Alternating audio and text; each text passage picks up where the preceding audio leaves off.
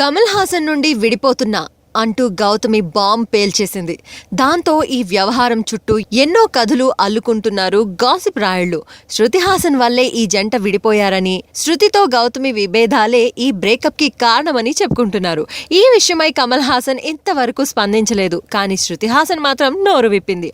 మరొకరి వ్యక్తిగత జీవితం, వ్యక్తిగత నిర్ణయాల్లో జోక్యం చేసుకోవడం తనకు ఇష్టం లేదని, తనకు తన కుటుంబం, తల్లిదండ్రులు, చెల్లాయి తప్ప ఎవరేమైపోయినా లెక్కలేదని తేల్చి చెప్పింది. శృతి హాసన్ స్టేట్మెంట్ మొక్కుబడి తంతులానే ఉంది తప్ప జరిగిన బ్రేకప్ కి అసలైన కారణాన్ని బయట పెట్టేదిగా లేదు.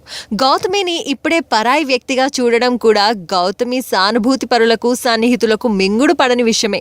కనీసం కమల్ హాసన్ అయినా ముందుకొచ్చి బ్రేకప్ విషయమై స్పందిస్తే కొన్ని పుకార్లకైనా ఫుల్ స్టాప్ పడుతుంది కదా. మరి కమల్ ఎప్పుడొస్తాడో, ఎలా, ఏమని స్పందిస్తాడో చూద్దాం.